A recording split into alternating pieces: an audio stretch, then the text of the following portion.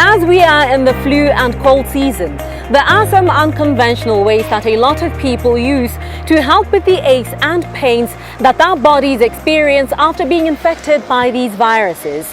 This is under the pretext that people may be able to return to work faster and continue being productive.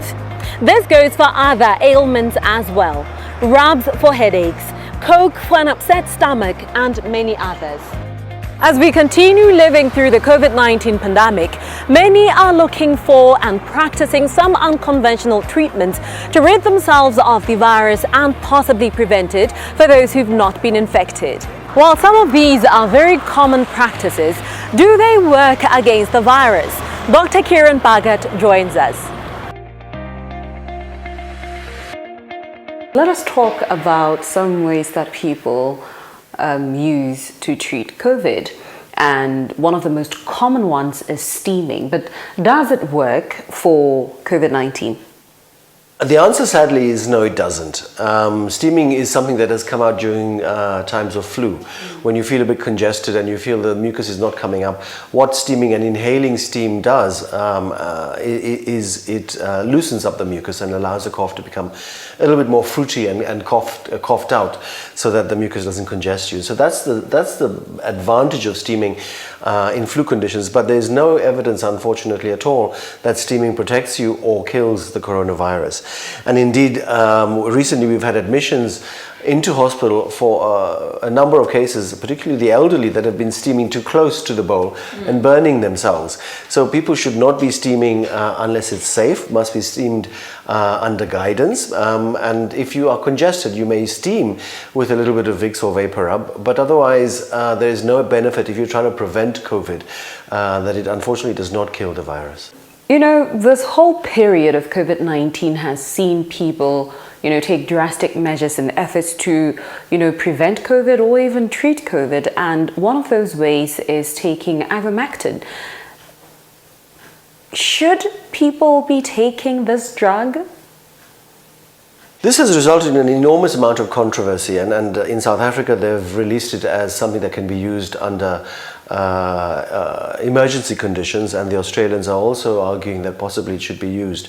As a pharmacologist, what I would say to you is the same fear that we have that vaccines are rushed should also be used with the same fear that we're using ivermectin, which is a medicine used in the veterinary industry to kill parasites, that we're using a drug that has at surface value been shown possibly to work but has not been put into trials. The public are asking, these vaccines were rushed and there were not trials done. The vaccines were not rushed and there were good, long observed trials using the vaccines. So the vaccines are far safer than ivermectin, which is just anecdotal evidence that it may or may not work.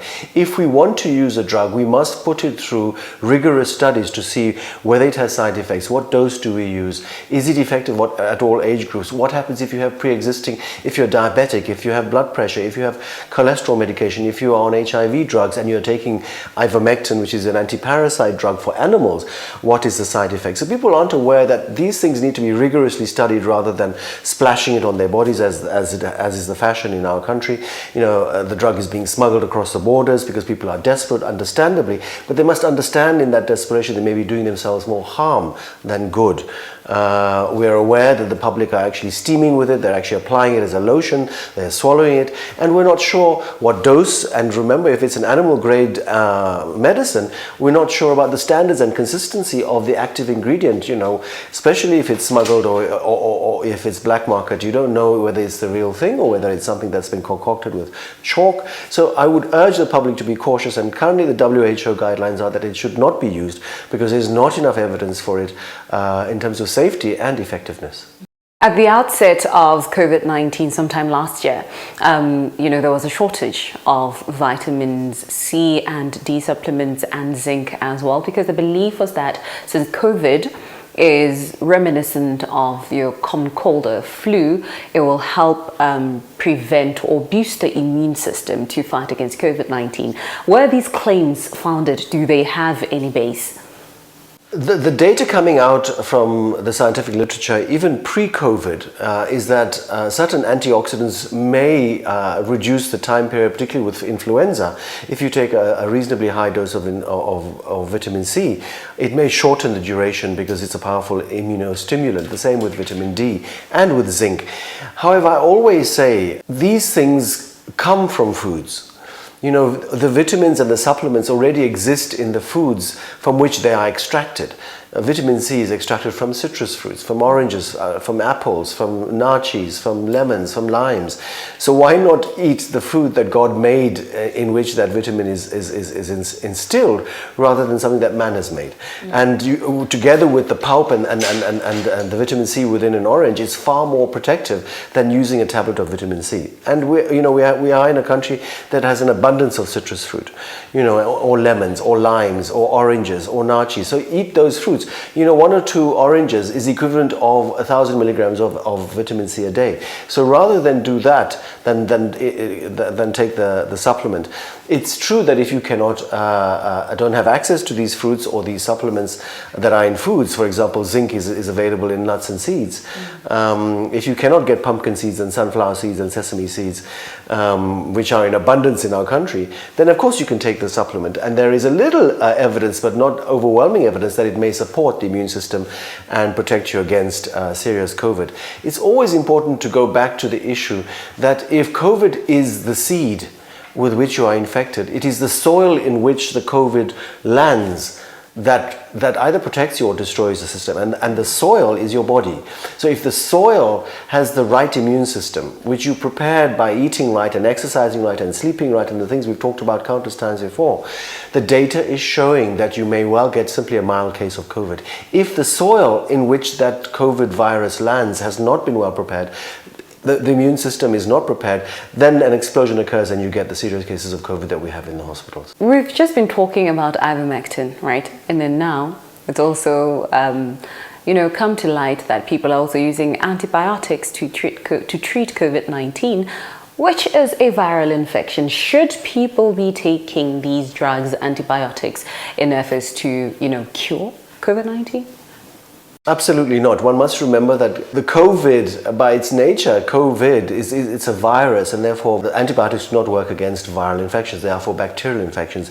If you have an additional infection in addition to COVID, for example, a bacterial pneumonia, then we will use an antibiotic. However, there is no evidence, both with flu as well as with COVID, that antibiotics work. And we're entering the winter season, so people should not be using antibiotics willy-nilly. Shouldn't be asking their general practitioners or doctors or clinics for antibiotics because they do not work. I've seen packages available to say take azithromycin and zinc and vitamin C and vitamin D.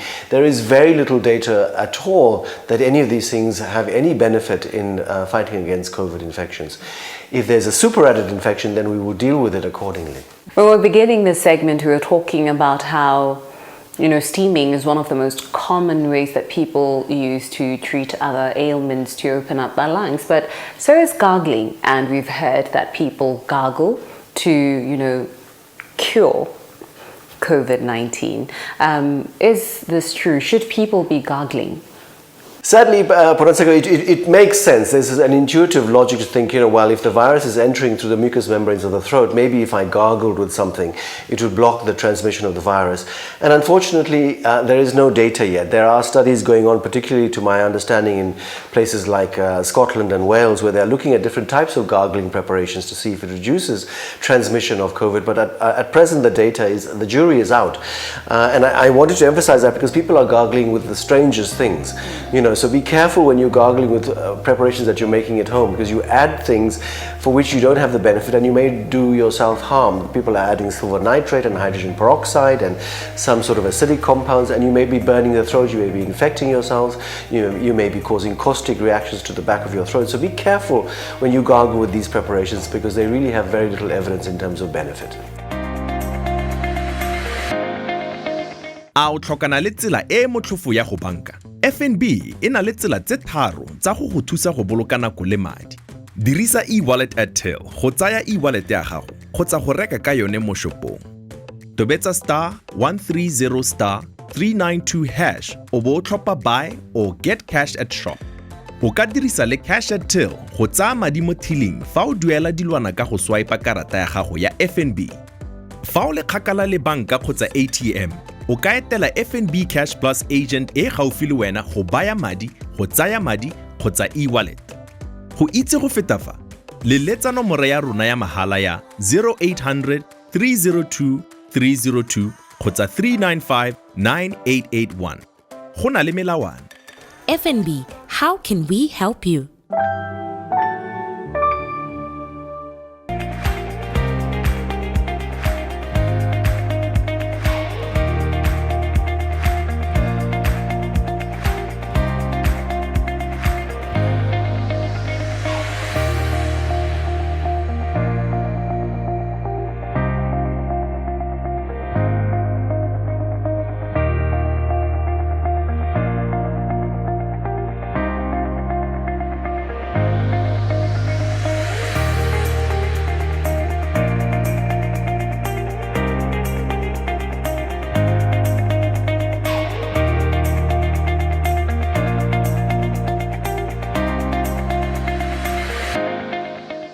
This program was brought to you in association with First National Bank of Botswana. FNB, how can we help you?